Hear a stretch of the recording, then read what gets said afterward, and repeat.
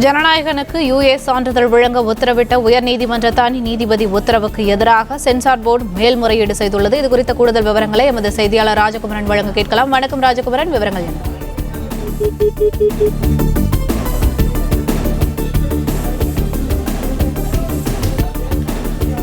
ஜனநாயகனுக்கு UA சான்றிதழ் வழங்க உத்தரவிட்ட உயர்நீதிமன்ற தனி நீதிபதி உத்தரவுக்கு எதிராக சென்சார் போர்டு மேல்முறையீடு செய்துள்ளது.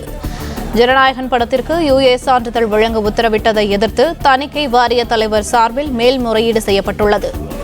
அண்மை செய்தியாக பார்த்து வருகிறோம். ஜனநாயகன் படத்திற்கு யுஏ சான்றிதழ் வழங்கி உயர்நீதிமன்ற தனி நீதிபதி பிறப்பித்த உத்தரவுக்கு எதிராக உடனடியாக மேல்முறையீடு செய்யப்பட்டுள்ளது.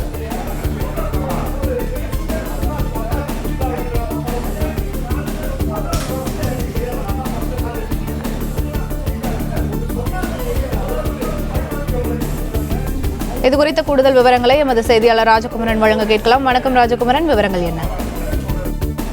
வழக்கமாகவே நடிகர் விஜய் நடித்திருக்கக்கூடிய திரைப்படம் திரைக்கு வர வேண்டும் என்றால் அது பல அரசியல் அழுத்தங்கள் சந்திக்கும். கிட்டத்தட்ட 15 ஆண்டுகளாக விஜயனுடைய திரைப்படங்களை பார்க்கும் பொழுது இவை தெரிய வரும். விஜயனுடைய படம் வந்தாலே அரசியல் ரீதியாக அது பேசு பொருளாகும்.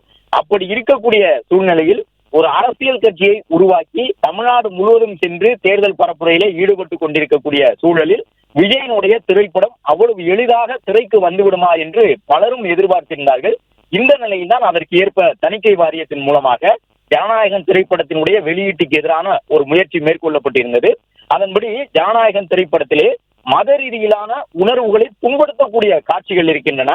இந்திய ராணுவத்தினுடைய லட்சணையை காட்சிப்படுத்தி இருக்கின்றார்கள். எனவே இந்திய ராணுவத்தினுடைய தகவலை, அவர்களுடைய விளக்கங்களை எல்லாம் நாங்கள் பெற வேண்டும். அதே போன்று மத ரீதியிலான உணர்வுகளை புண்படுத்துவதாக எங்களுக்கு வந்திருக்கக்கூடிய புகார் காரணமாக நாங்கள் ஜனநாயகத்தை மற்றொரு குழு பார்த்து அவர்களுடைய கருத்தை சொல்லுவதற்காக அனுப்பி வைத்திருக்கின்றோம். அதுவரை இந்த படத்தை வெளியிடக்கூடிய விதமாக தணிக்கை சான்றிதழை எங்களால் வழங்க முடியாது என்று சொல்லி இருந்தது தணிக்கை வாரியம். ஏற்கனவே குறிப்பிட்டபடி தமிழகத்திலே மட்டுமல்ல இந்திய அளவிலே பல திரைப்படங்கள் வெளியீட்டுக்கு முன்பாக ஒரு பெரிய சவாலை சந்திக்கும். ஆனால் அந்த திரைப்படங்கள் சவாலை சந்திப்பதற்கு காரணமாக இருப்பது சில சர்ச்சைக்குரிய காட்சிகள் அதில் இடம்பெற்றிருக்கின்றன என்பதால் ஒரு தரப்பு மக்கள் அந்த திரைப்படத்துக்கு எதிராக சொல்வார்கள். ஆனால் விஜயனுடைய திரைப்படத்துக்கு எதிராகத்தான் தணிக்கை வாரியமே நேரடியாக களத்தில் இறங்கி இருக்கின்றது. அது மட்டுமல்ல, நீதிமன்றத்தை நாடிய தணிக்கை வாரியம் தனக்கு எதிராக, அதாவது ஜனநாயகன் திரைப்படம் வேண்டும், முடக்கி வைப்பது சரியல்ல என்பதாக நீதிமன்றம் தீர்ப்பை வழங்கிய பிறகும் கூட உடனடியாக ஒரு முக்கியத்துவம் வாய்ந்த பிரச்சனைக்கு எப்படி மேல்முறையீட்டு மனு தாக்கல் செய்யப்படுமோ அதுபோன்று சென்னை உயர்நீதிமன்றத்தில் ஒரு மேல்முறையீட்டு மனுவை தாக்கல் செய்திருக்கின்றார்கள்